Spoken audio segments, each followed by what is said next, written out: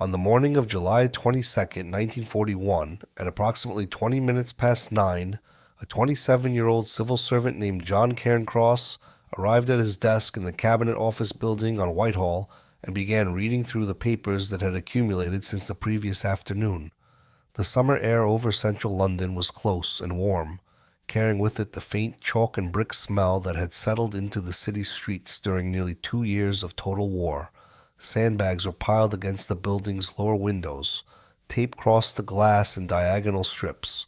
Along Whitehall, the government departments that had stood for generations retained their stone facades, but behind those facades the machinery of a nation fighting for survival processed an unceasing river of intelligence, strategic assessment, diplomatic correspondence, and scientific analysis that never paused, regardless of the season or the hour.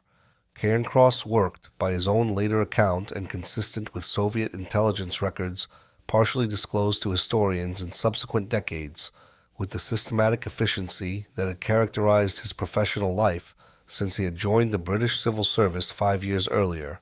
He was a slight man, sharp-featured, with wire-rimmed spectacles and the slightly distracted air of someone whose attention was generally engaged at a level slightly above the immediate situation around him. His official position was private secretary to Lord Maurice Hankey, the first Baron Hankey, a 63-year-old administrative titan who had served as cabinet secretary for more than 2 decades, who had organized British government through the First World War and its aftermath, and who now, in Churchill's wartime administration, held an advisory and coordinating role that gave him oversight over some of the most sensitive scientific and military programs in British possession.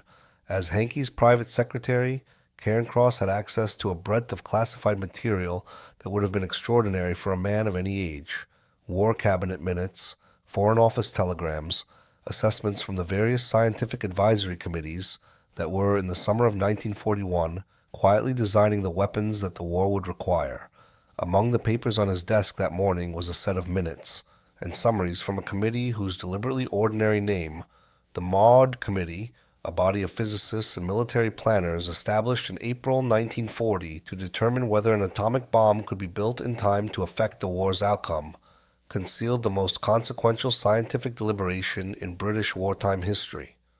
The committee had reached conclusions of extraordinary significance. An atomic bomb was not only theoretically achievable but practically deliverable, its scientists believed, within 3 to 4 years. A weapon using approximately 10 to 12 kilograms of enriched uranium-235 could, in a single detonation, destroy an area several miles in diameter. The committee's final report, completed that same month of July 1941, represented the most consequential scientific intelligence in British possession, an assessment that would directly influence both British and American policy toward the atomic weapons program, and whose conclusions would eventually reach the governments of every major power involved in the war. According to the account Cairncross provided to British intelligence investigators more than 2 decades later, and consistent with documentation from Soviet intelligence archives subsequently analyzed by historians Christopher Andrew and Vasily Mitrokhin in their landmark study The Sword and the Shield, Cairncross read those documents with the professional thoroughness his official position required, and then extracted what he needed for a different purpose entirely. Before the end of that working week, the essential contents of Britain's atomic research conclusions would be photographed and in the hands of Oleg Gordievsky, the NKVD's resident intelligence officer in London, operating under the diplomatic cover of a Soviet embassy attaché, whose code name in the intelligence traffic of the period was Vadim. The atomic secrets of the British government were traveling east. Like and subscribe. Life that led Cairncross to that desk on Whitehall had begun nearly 3 decades earlier, in circumstances as far removed from the inner chambers of British government as it was possible to be while remaining on the same island. John Miller Cairncross was born on July the 25th, 1913, in Lesmahagow, a market town in Lanarkshire in the Scottish industrial lowlands, a place of modest terraced streets, working trades, and the particular Scottish Presbyterian culture that combined genuine intellectual respect with material austerity in roughly equal measure. He was one of 8 children born to Alexander Cairncross, who ran an ironmonger's shop in the town, and his wife. The household was not poor in any acute sense, but the margin between comfort and hardship was narrow enough that the expectations placed on children were shaped by it. Education was understood as the mechanism by which a talented child could travel beyond the limits that birth had set, and the Cairncross children were expected to understand this and to act accordingly. Several of them did. The family's academic achievement was remarkable even by the standards of a culture that placed high value on learning. John's elder brother Alec, who would eventually receive a knighthood for his contributions to British economic thought, recalled in his own writings that their upbringing had produced in all of them a kind of intellectual seriousness that was not so much imposed as absorbed from the atmosphere of the household. John, he later wrote, had been reading serious literature and teaching himself additional European languages from an early age, driven by an intellectual appetite that the resources of a small Scottish market town could not easily satisfy. Cairncross won a scholarship to Hamilton Academy, where his performance in modern languages was sufficiently distinguished that he was awarded a place at the University of Glasgow. He excelled there as well, and in 1934 he won a further scholarship to Trinity College, Cambridge, where he read French and German. From Glasgow to Cambridge was, in the early 1930s, a journey of more than geographic distance. It was a crossing into a world organized by entirely different assumptions about who would be shaping the future and how.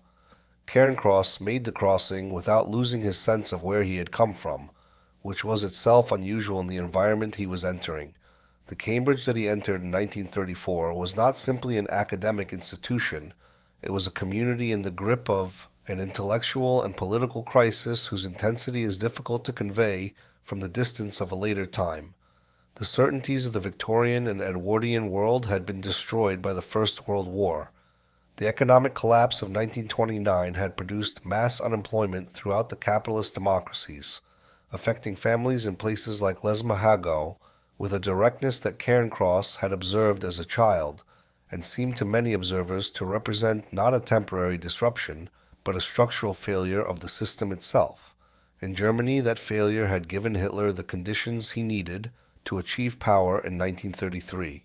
In Italy, Mussolini had been governing since 1922. Spain was moving toward the civil war that would begin in 1936. The Soviet Union, against this backdrop, presented itself as an alternative to a Western order that appeared to be producing only fascism and economic catastrophe. Its actual internal realities, the collectivization famines, the show trials that were still in the future in the early 1930s, the vast machinery of state coercion already in operation, were imperfectly understood in Western academic circles, and the information that did circulate was frequently dismissed as reactionary propaganda by those who had committed to the Soviet experiment as a matter of both intellectual conviction and emotional need. The Communist Party of Great Britain and its affiliated organizations recruited with particular success at Cambridge during these years, identifying among the undergraduate population a generation of young people whose intelligence and idealism were oriented simultaneously towards the ambitions of scholarship and the imperatives of political action. The NKVD's operation at Cambridge was not a simple matter of ideologically motivated young men walking into Soviet embassies and offering their services. It was a sophisticated recruitment program managed by professional intelligence officers who understood that the most valuable assets were those who had been carefully cultivated over time, whose commitment was grounded in genuine conviction rather than impulsive sympathy, and who were positioned, or likely to be positioned, to rise through the institutions of the British state to levels of access that would make them extraordinarily productive over many years. The officers involved in the Cambridge operation brought to it the skills of experienced talent spotters, the ability to assess character and motivation, to recognize which individuals had the combination of ideological commitment, psychological discipline, and career trajectory that distinguished a potential long-term asset from a sympathizer whose usefulness would be limited. Kim Philby, Donald MacLean, Guy Burgess, and Anthony Blunt, the four young men who would eventually be named as the first four members of the Cambridge Five, were drawn into the orbit of Soviet intelligence during the early and mid-1930s through exactly this process. What made Cambridge particularly fertile ground was not simply the presence of left-wing sympathizers who could be found in universities throughout the English-speaking world. It was the specific combination of left-wing sympathizers with the career trajectories that Cambridge graduates followed into the Foreign Office, the Treasury, the Intelligence Services, the Cabinet Office, the very institutions through which the British government managed its most sensitive affairs.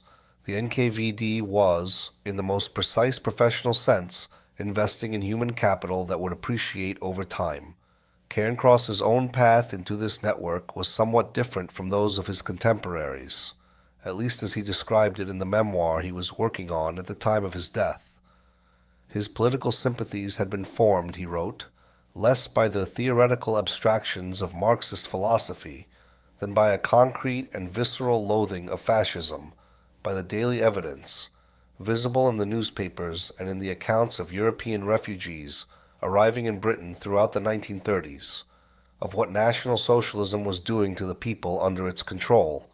He was not a committed communist in the ideological sense that Maclean and Burgess were.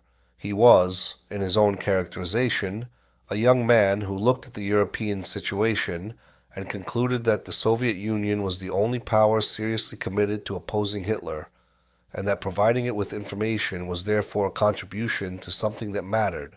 The formal mechanics of his recruitment into the NKVD occurred, according to Soviet intelligence records analyzed by Andrew and Mitrokhin in 1937, following his return from a year at the Sorbonne in Paris, and in the immediate aftermath of his joining the British Civil Service. The initial introduction to Soviet intelligence contacts is believed to have been facilitated by James Klugman, a committed communist who had been active at Cambridge throughout this period, and who served as a talent spotter for the NKVD, identifying promising recruits and facilitating introductions to the professional intelligence officers who would handle them. Klugman would spend subsequent decades denying any such involvement, while the evidence of it accumulated in archives he could not see. Cairncross was assigned the code name Liszt, a reference to the classical composer whose music he had loved since childhood. His primary handler during the period that would prove most consequential, the wartime years of 1940 and 1944, was Anatoly Gorsky, who operated in London under the diplomatic cover of a Soviet embassy official and went by the operational code name Vadim. Gorsky was a skilled professional intelligence officer who simultaneously managed several of the other Cambridge network members, coordinating an operation whose productivity was, by the assessment of intelligence historians who have studied the Soviet archive records, extraordinary by any international standard. The relationship between Cairncross and Gorsky was structured around the tradecraft that Soviet intelligence had developed for operating in foreign capital cities where surveillance was a constant professional hazard. Communications were conducted through a system of dead drops, prearranged locations where documents or film could be left and retrieved without any direct meeting between asset and handler, and through brief personal encounters in parks, streets, and public spaces where two men engaging in what appeared to be a casual conversation could exchange material in a matter of seconds. A rolled newspaper placed on a bench, a package left beneath a particular log on a footpath, an envelope retrieved from the hollow of a specified garden wall. These were the mechanisms through which some of the most consequential intelligence transfers of the 20th century were conducted, in the open air of a city at war, during ordinary working days, in ways that to any passing observer would have been entirely invisible. Wartime London was, in its way, a near-perfect operational environment for an intelligence network. The blackout created conditions of literal darkness on streets that had always been surveilled by the ordinary light of city life. The constant movement of civilians, military personnel, civil servants, and diplomats provided cover for patterns of behavior that would have attracted notice in peacetime.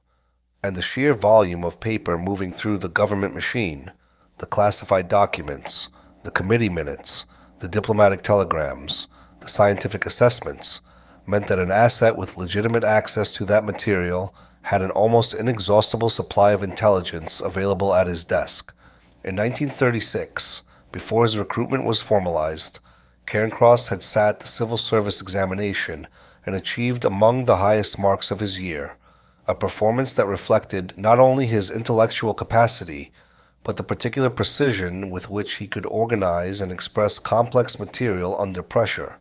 The result gave him his choice of departments, and he joined the Foreign Office, where he worked in analyses and correspondence that gave him access to diplomatic telegrams and assessments of the European situation. In 1939, he transferred to the Treasury, and then, in 1940, he secured the appointment that would make him, from the perspective of Soviet intelligence, the most valuable agent the Cambridge network had yet produced in terms of the specific category of intelligence he could provide, private secretary to Lord Hankey, Morris Hankey, who had been created first Baron Hankey in 1939 in recognition of a career in government service without parallel in modern British history, was 63 years old when Cairncross began working for him. He had served as cabinet secretary from 1916 to 1938, a span of 22 years during which he had been present at virtually every significant governmental decision taken in Britain, attending meetings that shaped the Paris Peace Conference, the construction of the League of Nations, and the succession of crises that preceded the outbreak of war. Churchill brought him into the wartime administration in a coordinating role that drew on his unique knowledge of how the British governmental machine worked and his long-standing relationships with the scientific and military establishments. Among the areas under Hankey's oversight was the coordination of Britain's most sensitive scientific research programs, including the MEUD Committee and its investigation into atomic weapons feasibility, as well as parallel programs in radar technology and weapons development. As the officer who attended meetings on Hankey's behalf, drafted his correspondence, organized his files, and processed the continuous flow of paper that passed through his office, Cairncross had routine and legitimate access to all of this material.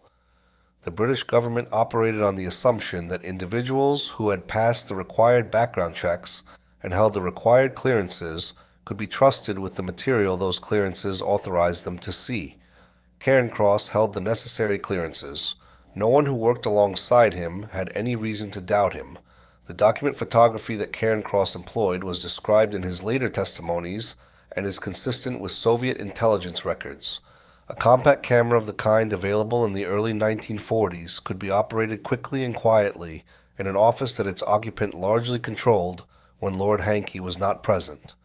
Documents were photographed, the film was developed by his handlers, and the intelligence was assessed, translated, and transmitted to Moscow through the NKVD's established communication channels. The pace of the operation varied according to what Cairncross's desk produced, which was itself a function of what Hankey's coordinating role happened to bring within reach at any given time.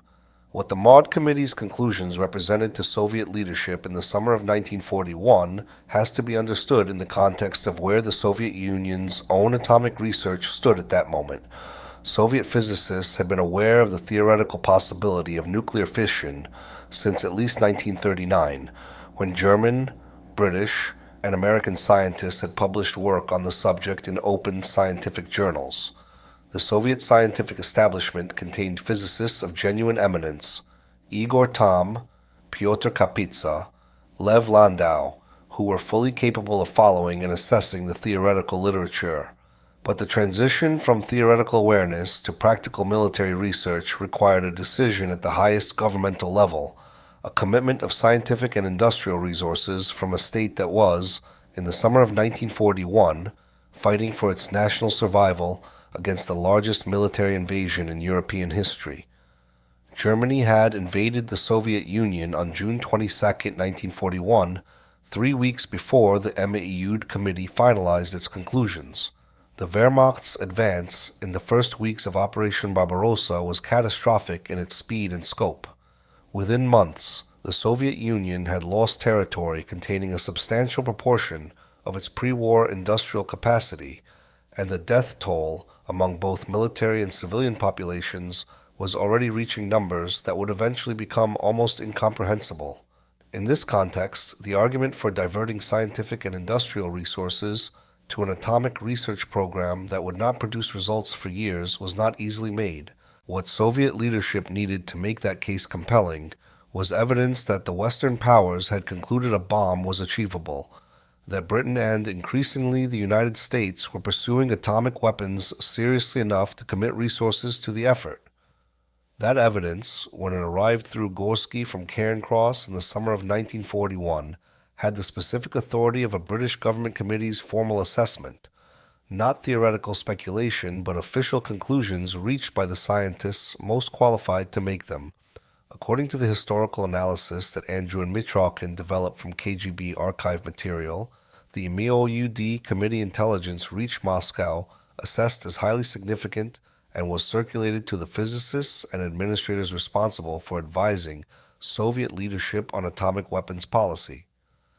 Igor Kurchatov, the physicist who would eventually lead the Soviet atomic program to its successful bomb test, was shown NKVD intelligence reports derived from British sources and responded with detailed memoranda arguing for the intensification of Soviet research. The Soviet atomic program was reorganized and expanded in 1942, drawing on a scientific intelligence picture in which Cairncross's contributions occupied an early and foundational position. The German-born physicist Klaus Fuchs would eventually become the most technically damaging of the atomic spies. A working physicist with direct access to the engineering details of bomb design, Fuchs passed specifications of extraordinary precision to his Soviet handlers, detailed enough to allow Soviet weapons engineers to avoid years of trial-and-error development. But Fuchs's first systematic contact with Soviet intelligence is generally placed in 1942, when his espionage became a productive intelligence operation.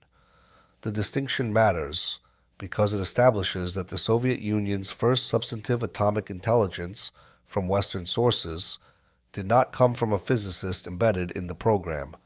It came from a civil servant with access to policy-level committee conclusions, intelligence that answered the prior and more important question: should the Soviet Union treat the atomic program as a serious priority at all? The MAUD committee's answer, transmitted through Cairncross in 1941, was an unambiguous yes. Fuchs provided the technical blueprints. Cairncross provided the decision to build the factory. In the summer of 1942, Cairncross's professional situation changed substantially. He was transferred to the Government Code and Cipher School at Bletchley Park, the Victorian country house in Buckinghamshire, 48 miles northwest of London, that served as the headquarters of Britain's code-breaking operation. The posting came through normal civil service channels, his analytical skills making him a natural candidate for work that required precisely those qualities in great quantities and under sustained pressure. Bletchley Park in 1942 was an institution that had expanded enormously and somewhat chaotically from its pre-war origins as a small code-breaking unit. The country house itself was surrounded by a collection of wooden huts in which several thousand people, mathematicians, linguists, chess players, crossword champions, classical scholars, and a range of individuals whose specific abilities had been identified as useful to the decryption and analysis of German communications, worked in rotating shifts throughout the hours of the day and night.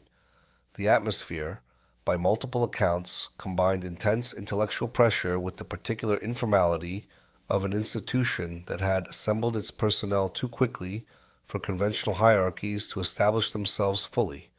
People of different social backgrounds worked alongside one another in proximity that would have been unusual in the British institutional life of the period. The work was simultaneously urgent and tedious, requiring sustained concentration on material that was by turns analytically demanding and numbingly repetitive. Cairncross was assigned to Hut 3, the section responsible for translating and analyzing decrypted German Army and Air Force Enigma signals, material drawn from the communications of both Wehrmacht ground commands and Luftwaffe units operating across multiple fronts.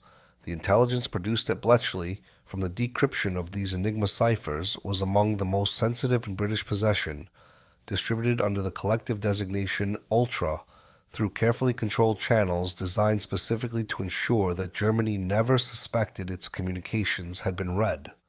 The logic of this secrecy was total.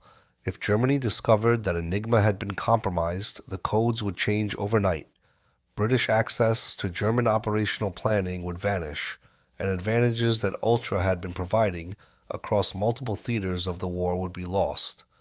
Senior British commanders had, on multiple occasions, accepted tactical disadvantages rather than risk compromising the operation by acting too obviously on information that could only have come from inside German communications. The daily work of Hut 3 required Cairncross and his colleagues to translate decrypted German signals, orders, situation reports, casualty returns, logistics requests, operational summaries, from military German into precise English, assess their significance, and pass them up the intelligence chain in a form that could be acted upon. The volume was enormous. The Enigma traffic on the Eastern Front alone, which by 1942 was producing the largest land battles in the history of warfare, generated thousands of signals per day, and the task of reading, translating, assessing, and cross-referencing it required exactly the kind of sustained analytical effort that Cairncross's training had equipped him for. He was, by all professional accounts, effective at the work. He was also, throughout this period, systematically removing material from the Hut 3 intelligence stream and transmitting it to his Soviet handlers. The specific mechanism by which he accomplished this at Bletchley, where security protocols were, in principle, stricter than in a standard government office, is not fully documented in available sources. What the record indicates is that he managed it, that the volume was substantial, and that his handlers were satisfied with what they received. Gorsky's reports to Moscow during this period described the Cambridge network's combined output as among the most valuable the NKVD was receiving from any source anywhere in the world. Cairncross was aware of all of this, fully, professionally aware, having been briefed on the security protocols surrounding ultra-intelligence as part of his induction at Bletchley. He understood that the secrecy of the operation was not simply a bureaucratic formality, but a strategic necessity on which lives and military outcomes directly depended. He continued to photograph and transmit material to Soviet intelligence regardless. The volume of material he passed during his Bletchley period was substantial. Soviet intelligence records indicate that Cairncross provided thousands of decrypts to his handlers over the course of his posting, transmitting German military communications intelligence that was directly relevant to the struggle on the Eastern Front. Among the material was intelligence relating to Operation Citadel, the German code name for the summer 1943 offensive against the Kursk salient, including order of battle details and attack timing assessments, drawn from Army and Luftwaffe signals. This material was processed by the NKVD and passed on to Soviet military intelligence, supplementing the picture that Soviet commanders were assembling from multiple sources in the weeks before the battle. The Battle of Kursk, which began on July 5, 1943, became the largest armored engagement in military history. Soviet commanders had constructed defensive positions of exceptional depth based on advanced intelligence about German intentions, and German forces found, when the offensive began, that they were attacking prepared positions rather than achieving the rapid breakthrough that had been the premise of their planning. The German offensive failed within 2 weeks, and the Soviet counterattack that followed drove Wehrmacht forces into a retreat from which they never fully recovered. Multiple intelligence sources contributed to the Soviet picture before Kursk: British official channels, Soviet human sources inside occupied territory, and the still not fully explained Lucy spy network in Switzerland. KGB records, as analyzed by Andrew and Mitrokin, indicate that material from Cairncross formed a substantive part of the intelligence available to Soviet planners. The precise attribution of any specific military outcome to any single intelligence source cannot be definitively established, and historians have appropriately resisted making that claim. What the archive record does indicate is that Cairncross's transmissions were not peripheral to the Soviet understanding of what Germany was planning in the summer of 1943. The full scope of what Cairncross transmitted from Bletchley has never been completely documented in any publicly available source, partly because British records of the Bletchley operation remained classified for decades, and partly because the damage assessment conducted after his exposure was itself classified. What is not disputed is that he transmitted the material knowingly, that he understood the potential consequences of the operation's compromise, and that he continued regardless. By late 1943, Cairncross had been transferred again, this time to Section 5 of the Secret Intelligence Service, MI6's Counterintelligence Division, operating from offices on Ryder Street in London. Section 5 was responsible for the offensive counterintelligence work that ran alongside Bletchley's signals operation, identifying German intelligence networks, tracking their agents, assessing their methods, and providing the intelligence picture that allowed British operations to penetrate, deceive, or neutralize the Abwehr and the Sicherheitsdienst, Germany's parallel intelligence organizations. The access that Section 5 provided was, in some ways, more structurally damaging than anything Cairncross had transmitted from Bletchley. Where Bletchley intelligence reflected what Germany was doing and planning, Section 5 intelligence reflected what Britain knew about Germany's own intelligence capabilities, and, by extension, what Soviet intelligence could infer about how closely the British were monitoring Soviet operations.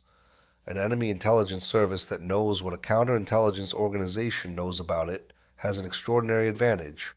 It can identify the sources and methods through which that knowledge was acquired, and act to protect them. The records indicate that Cairncross continued passing material to Soviet handlers throughout his Section 5 posting, though the specific intelligence transmitted and its direct consequences have never been fully established in any publicly available source. The war ended in May 1945.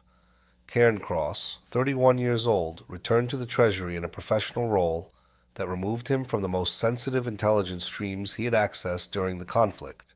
He worked in economic analysis and policy, performing his official duties at a level that satisfied his supervisors and gave no outward indication of anything unusual in his conduct.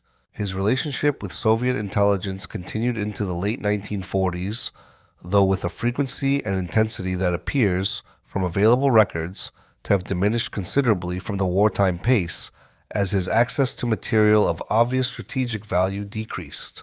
The Cold War that developed in the years immediately following the German surrender created a different moral and strategic context for what Cairncross had been doing. The Soviet Union was no longer Britain's ally in a common struggle against fascism. It was, unambiguously, an adversary in a global competition, one whose nuclear dimension was itself, in considerable part, a consequence of the intelligence work in which Cairncross had participated. The KGB, reorganized from the wartime NKVD, was engaged in operations against Britain and the Western democracies that could not be framed in the language of wartime solidarity. The Soviet atomic bomb test of August 1949 inaugurated a new and more dangerous phase in that competition, the era of mutual nuclear threat that would define global politics for the next 4 decades. Cairncross was 36 years old when the Soviets detonated their first device at the Semipalatinsk test site in Kazakhstan. He had, in 1941, provided some of the earliest intelligence that had helped make that test possible. Whether he made that connection explicitly in the years that followed and what he made of it is not something the available record establishes. His memoir is silent on the specific moment. What the ideological architecture of his mid-20s had not prepared him for was inhabiting, as an ordinary Treasury civil servant in post-war London, the fact of what his choices had helped to build. He continued his relationship with Soviet intelligence nonetheless, maintaining habits and obligations he had accepted 15 years earlier, until external events intervened in ways he could not control. The event that began the unraveling of the Cambridge spy network came not from any investigative breakthrough, but from the decisions of 2 of the network's own members.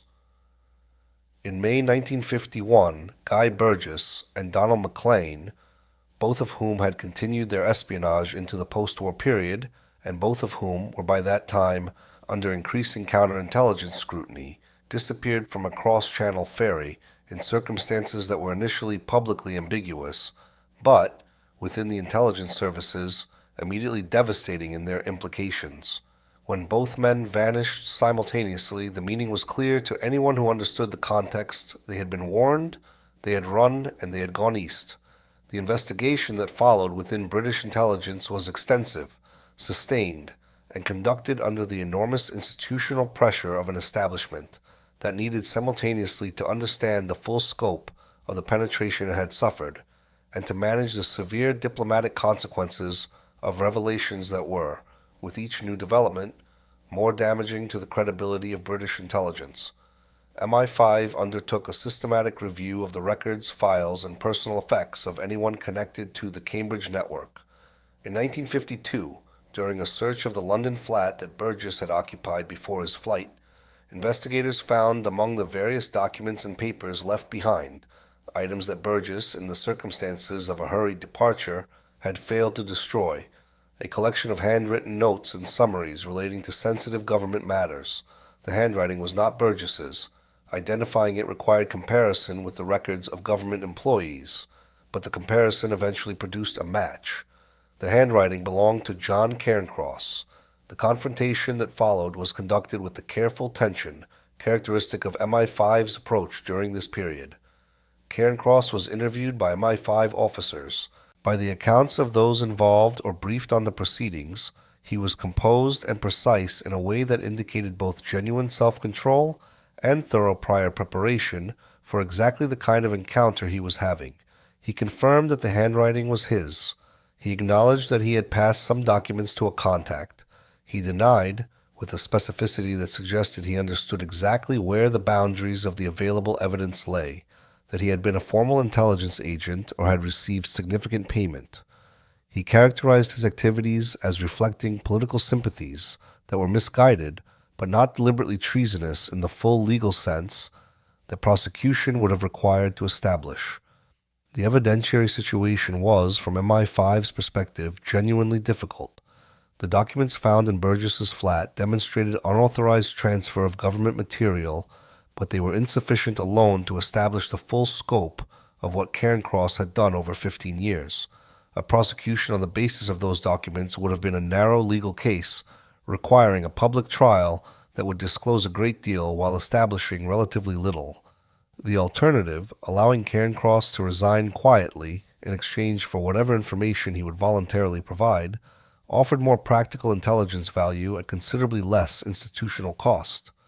Cairncross resigned from the civil service without facing charges. No public announcement was made. The man who had handed Stalin Britain's earliest atomic intelligence, who had passed volumes of German military Enigma decrypts to Moscow from Bletchley Park, who had worked inside MI6's counterintelligence operations, walked out of British government employment in 1952 carrying the full weight of what he had done, and with the extraordinary freedom of never having been required to account for it in any public forum. He settled in Rome. The Food and Agriculture Organization of the United Nations, headquartered in the Italian capital, offered employment that valued his linguistic abilities and analytical skills and required no British security clearance. He learned Italian with the facility he brought to all European languages. He produced translations and contributions to agricultural policy analysis that his colleagues found competent and occasionally distinguished. In the evenings and on weekends, he worked on the literary and scholarly projects that represented the most consistent thread running through his adult life: studies of 17th century French literature, translations of Molière and French poetry into English, the kind of careful academic work that required sustained reading and precise expression. He was, by the accounts of those who knew him in Rome during these years, a somewhat reserved man, intellectually engaged, personally private, disinclined to the casual socializing that characterized the expatriate communities of the city. He had friends among the literary and academic circles that Rome, in the 1950s and early 1960s, attracted, but the friendships were characterized by a quality of careful self-management that those who knew him tended to attribute to temperament, rather than to circumstances they had no reason to suspect. What none of his Roman colleagues knew, what he did not discuss with anyone, was that the reserved, scholarly man who showed up reliably to his FAO office and spent his evenings translating Molière was managing simultaneously the private knowledge of what he had done and what it had set in motion. He could observe, from his Roman distance, what was becoming of the other members of the network. Guy Burgess was in Moscow, reportedly drinking heavily and struggling to adapt to a country he had served but had never intended to inhabit. Kim Philby, who had been publicly accused but not yet proven, was living in Beirut under a cloud of suspicion that would take another decade to fully close around him. Their situations were, by any reckoning, considerably worse than his own. He was free. He was employed. He was living in a city he had come to know and appreciate. He had not had to flee to a country whose daily reality was, by the accounts of those who lived within it, a kind of organized deprivation. His position was, by the standards of espionage cases that ended in prosecution or defection, comfortable, a judgment he appears, from the evidence of his later writings, to have made with the particular discomfort of someone who knows that relative good fortune is not separable from the things done to earn it. He was approximately 38 years old when he arrived in Rome, and around 50 when the second confrontation with British intelligence arrived in a form he had not anticipated. In 1964, Arthur Martin, an experienced MI5 officer who had played a significant role in the investigation of Kim Philby and who was central to the ongoing effort to establish the full scope of Soviet penetration of British institutions, traveled to the United States to meet with Cairncross, who was at that time in the country on business, connected with his FAO responsibilities. The meeting was arranged through channels that made clear to Cairncross that declining would itself constitute a form of answer. He agreed to meet. Martin arrived with evidence that went substantially beyond what MI5 had possessed in 1952. The intervening years had produced intelligence from defectors, including Anatoly Golitsyn, a KGB officer who had defected to the CIA in December 1961 and who provided information that allowed Western intelligence services to substantially revise their understanding of Soviet penetration operations. New analysis of archival material and signals intelligence had produced insights that the 1952 investigation had lacked. Most consequentially, the exposure of Philby in 1963, who had fled to Moscow in January of that year after being confronted with evidence no longer capable of being explained away, had demonstrated that the Cambridge penetration was deeper and more sustained than even the most pessimistic earlier assessments had concluded, and had reopened systematically the question of who else was involved. Martin sat across from Cairncross and laid out what MI5 now believed about the scope of his activities. The picture was, in its essentials, accurate and comprehensive. That Cairncross had been formally recruited in the late 1930s, that he had, as Hankey's private secretary, passed atomic research intelligence to Soviet handlers in 1941 at a moment when that intelligence was strategically decisive, that his posting to Bletchley Park had resulted in thousands of German Army and Air Force Enigma decrypts reaching Moscow, that his time at Section 5 had given Soviet intelligence access to British counterintelligence methods and operations, and that the cumulative damage, sustained over more than a decade of systematically productive espionage, was severe. In exchange for a complete and honest account of his activities, what he had passed, to whom, through what methods, and over what period, Cairncross was offered immunity from prosecution. The offer reflected the same institutional calculation that had governed the 1952 resolution, now informed by 12 additional years of intelligence experience. A prosecution in 1964 would have been catastrophic for British intelligence's reputation, would have required disclosing classified information about operations compromised more than 2 decades earlier, and would have produced no meaningful accountability beyond what Cairncross was already experiencing through permanent exclusion from British professional life. What MI5 needed from him was information. A damage assessment conducted with his cooperation was worth more than a prosecution conducted without it. Cairncross provided his account across a series of interviews that stretched over days. He confirmed the timeline of his recruitment, the introduction through Cambridge contacts in 1937, the early Foreign Office transmissions, the escalation that accompanied his appointment as Hankey's private secretary. He described his relationship with Gordievsky, The meeting locations, the dead drop mechanisms, the frequency of contact, the material he had judged worth passing, and the material he had held back. He confirmed that the MAU'd Committee Intelligence had reached Moscow in 1941, and acknowledged the significance of that transmission with a precision that suggested he had been thinking about how to characterize it for a long time.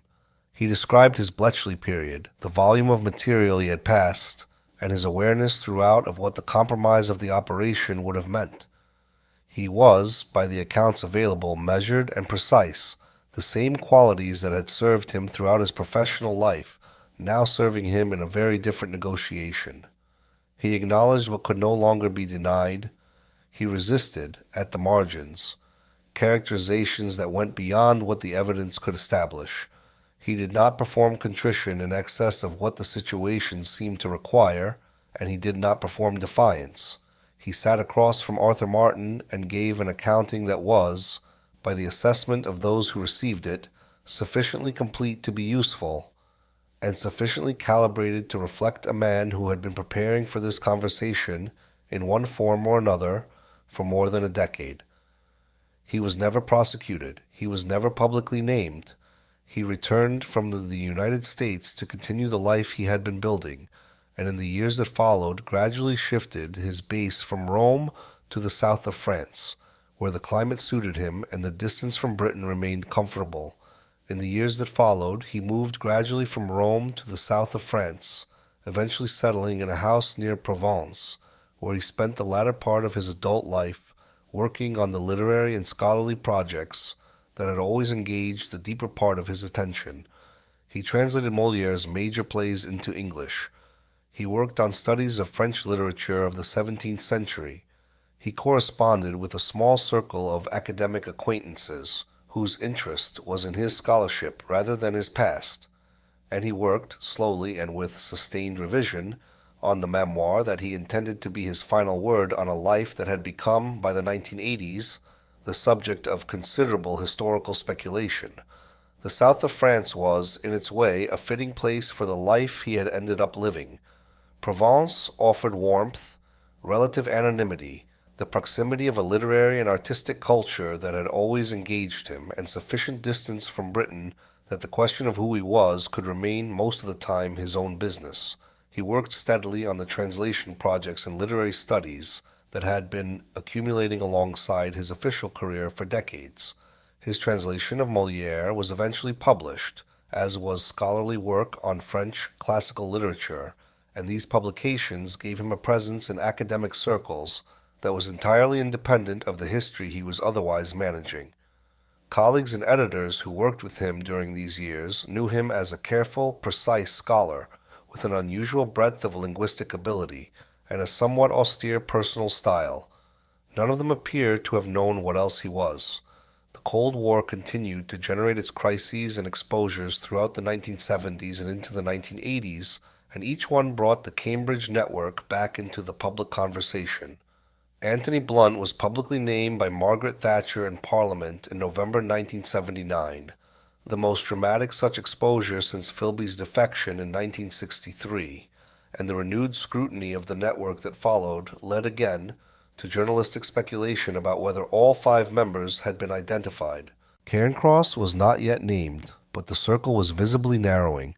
He was now in his mid-60s, living quietly, his memoir progressing slowly, the private weight of his history unchanged by whatever distance or time had accumulated around it. In 1983, Donald MacLean died in Moscow, the man who had been, alongside Burgess, the first of the Cambridge Five to defect, and who had spent 32 years in the Soviet Union defending a system that had long since ceased to be the thing he had imagined when he chose it. His death occasioned in the British press a renewed wave of commentary about the Cambridge network and the question of whether all its members had been identified. Cairncross, in the south of France, was not yet publicly named, but the speculation was circling closer still. In 1990, Oleg Gordievsky, a KGB officer who had been working as a double agent for British intelligence for more than a decade before being dramatically extracted from Moscow by British intelligence officers in July 1985, smuggled across the Finnish border in the boot of a car in an operation that has since become something of a Cold War legend, publicly identified Cairncross by name in a book co-authored with Christopher Andrew. The identification was authoritative and final. It ended whatever remained of the ambiguity Cairncross had maintained for nearly 40 years about his identity as the fifth member of the Cambridge spy ring. The Cambridge Five was now, for the historical record, complete. He was 77 years old.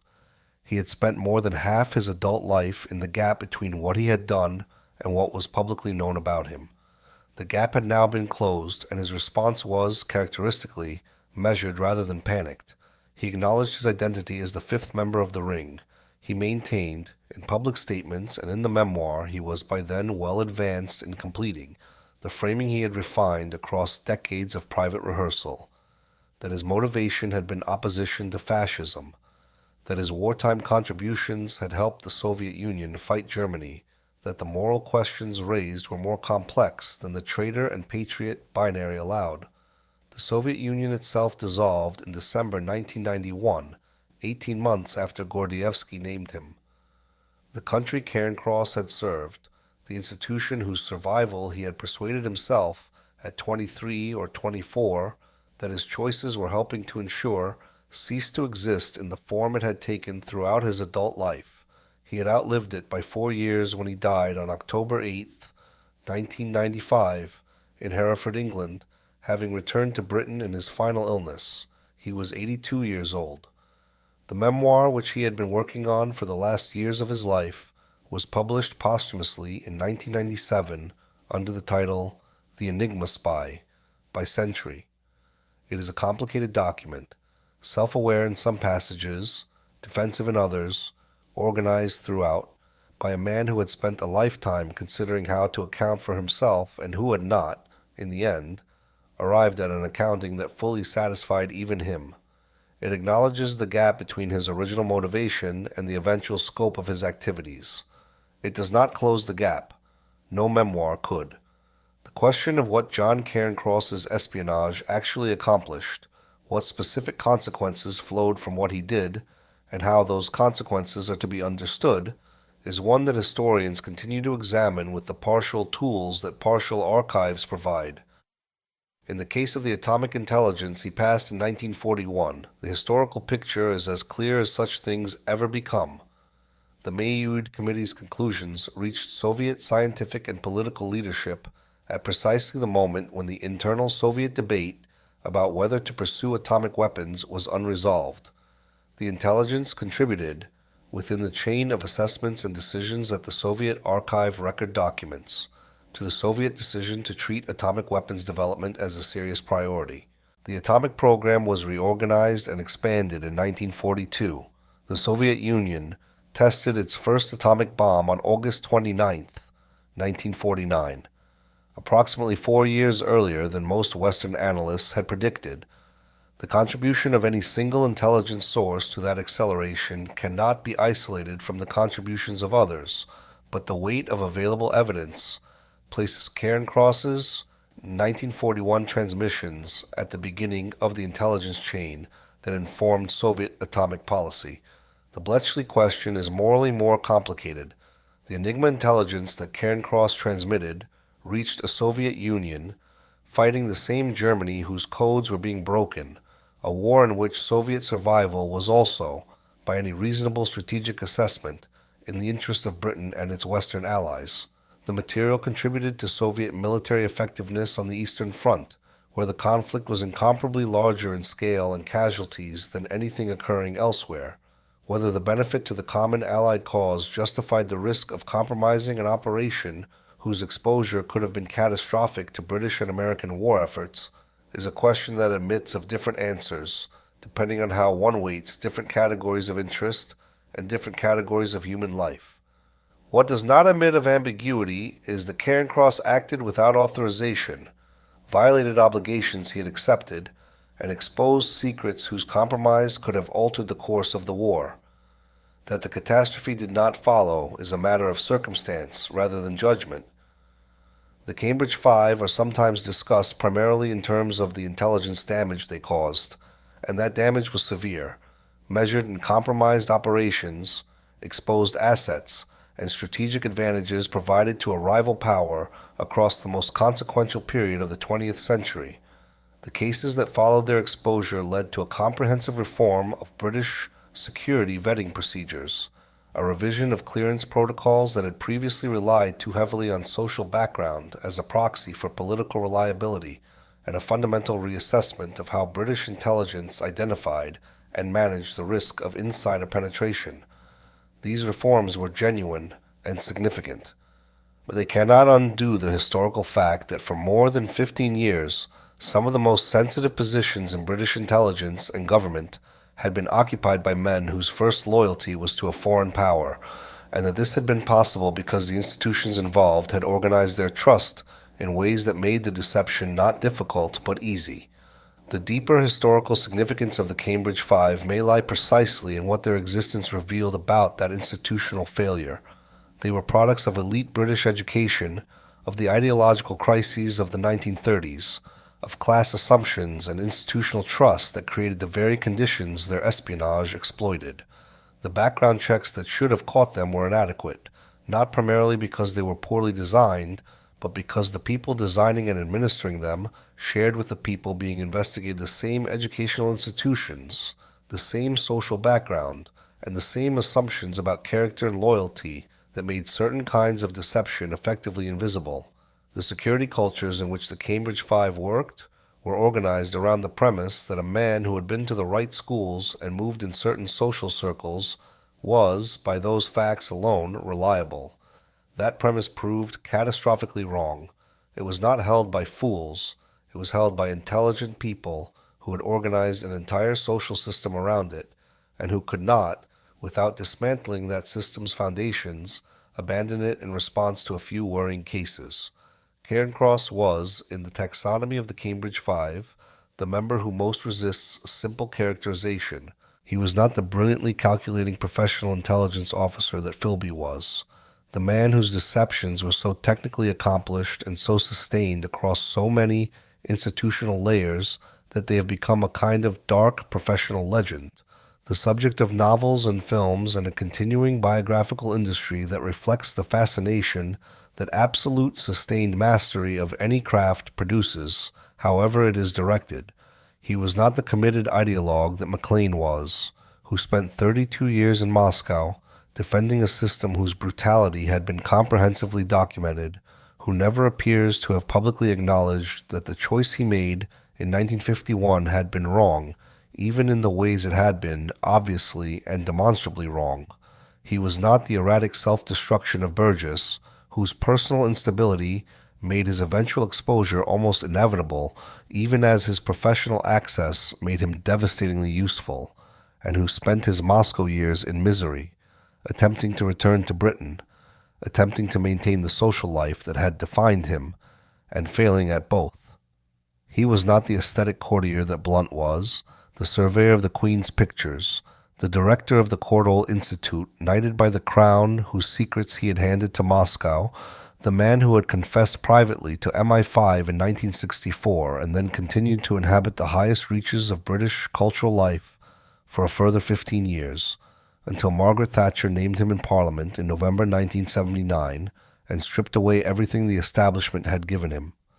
Cairncross was in some ways the most ordinarily comprehensible of them. He had come from outside the establishment rather than from its heart. He had been drawn in by scholarships and examination results rather than by birth and connection. He had never felt entirely at home in the world he had entered, and that slight persistent displacement, the Scottish ironmonger's son who had outperformed the Etonians on their own examinations and then spent his career among them, may have made it easier, not harder, to believe that his obligations to that world were limited. He made commitments in his mid-20s that seemed to him at the time both morally reasonable and personally important, and he spent the remaining 50-odd years of his life managing the consequences of those commitments and their expansion into areas he had not originally intended to occupy. The people who bore the clearest costs of what he did were not, primarily, himself. He lived for 82 years, an intellectual engagement with literature and languages and history, in material conditions that were modest but adequate, in a freedom from prosecution that the vast majority of people who had done comparable things did not enjoy.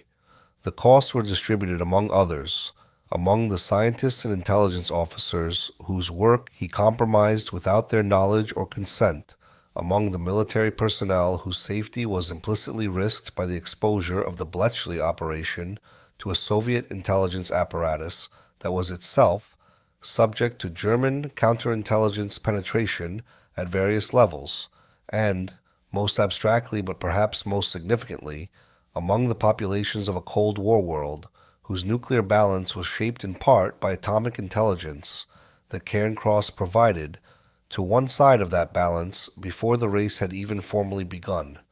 Whether that nuclear balance, once established, was more or less dangerous than the alternative, whether a world of two nuclear-armed superpowers held in mutual deterrence was preferable to the world that might have followed an unchallenged American nuclear monopoly, is a question that political scientists and strategic historians have debated for decades without resolution. Some have argued that rough nuclear parity was itself a form of stability, that mutual vulnerability deterred escalations that might otherwise have occurred.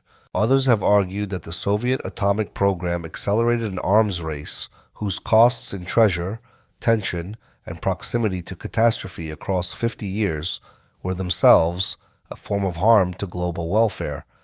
The truth, if it is accessible at all, is probably not reducible to either position. What is knowable is the human scale of what happened. A young man, the son of an ironmonger, educated on scholarships that carried him from a Scottish market town to the Sorbonne, to Cambridge, to the inner chambers of the British government, sat at his desk in the Cabinet Office in the summer of 1941 and made a decision whose consequences extended across the next half-century of global history. He made it alone, in a room in a building in Whitehall, in a city at war, on a morning indistinguishable in its externals from any other morning. He had not been coerced. He had not been deceived about the nature of the organization he was serving. He chose, in full possession of what he knew and who he was, to place the intelligence in the hands of a foreign power. The decision was his, and the consequences were distributed widely. The scientist whose work he helped accelerate did not know his name. The military planners in Moscow who acted on the intelligence he transmitted did not know where it came from. The soldiers on both sides of the battles that intelligence may have influenced had no knowledge of the Scottish civil servant in the Whitehall office who had helped shape the operational picture they were living and dying inside. The populations who would spend 50 years in the shadow of mutual nuclear annihilation had no idea that one of the decisions that had made that shadow possible had been made by a slight man with wire-rimmed spectacles on an unremarkable summer morning in 1941. This is how consequential decisions usually work. They are made by individuals in rooms, and their effects travel outward through systems so large that the connection between the original decision and its eventual consequences becomes nearly impossible to trace. John Cairncross was 27 years old when he read those conclusions in the Cabinet Office and chose what to do with them. He was 82 when he died in Hereford, in a country that had never formally called him to account, in a world shaped in part by his choices, having outlived every institution and every individual he had served. The Soviet Union he had worked for was gone. The atomic program his intelligence had helped initiate had produced thousands of warheads and a 50-year standoff that ended without the catastrophe its existence had always threatened. The colleagues and handlers who had known what he was doing were dead or dispersed. What remained was the memoir, the archive record, the historical literature, and the question that every case of this kind eventually reduces to what a person owes to the different communities, nation, class, ideology, humanity, that make competing claims on loyalty, and whether those debts can ever be honestly weighed against one another when they cannot all be honored. Cairncross weighed them in the way that he did. He did not describe it, in the end, as a weighing he was confident had been correct. He described it as something he had done, as a choice he had made, in circumstances he had understood imperfectly, with consequences he had understood even less well, and with a confidence in his own moral reasoning that the subsequent 50 years had not entirely vindicated. The memoir does not conclude with resolution because he did not achieve resolution. It concludes with a man still working on the problem of his own life, still measuring the distance between what he believed he had intended and what had actually followed from his intentions, still trying to find an angle from which the measurement would be satisfactory. The atomic secrets that he photographed and passed to a Soviet handler in the summer of 1941 traveled east before anyone had tested a bomb, before the Manhattan Project had organized itself into the industrial enterprise it would become, before the Cold War had a name or a shape that its participants fully recognized. They were followed in the years that came after by thousands of Enigma decrypts, by counterintelligence assessments, by Foreign Office telegrams, by whatever his successive positions brought within reach and his judgment deemed worth transmitting. The accumulation, across more than a decade of systematic activity, constituted one of the most productive intelligence operations a foreign service had ever run inside the British state. The full damage was never precisely quantified. The damage assessments prepared by British intelligence after each stage of the exposure, after the 1952 confrontation, after the 1964 interviews with Martin, after the public identification in 1990, remained classified. What is known is that the assessments were comprehensive and that their conclusions were sobering. The rest belongs to the archive of things that intelligence services know and decline to say. What they set in motion, the decisions they influenced, the programs they helped to justify, the arms race they contributed to beginning, cannot be undone. What they meant remains a question whose answer belongs not to any individual's accounting, but to the full and still unfinished reckoning of history itself. John Cairncross chose to believe, across the decades of his long exile and his careful private self-examination, that his choices had been made for reasons that mattered. The record of what those choices produced is available for anyone to examine. The two facts do not resolve each other. That irresolution is, perhaps, the most honest thing that can be said about him.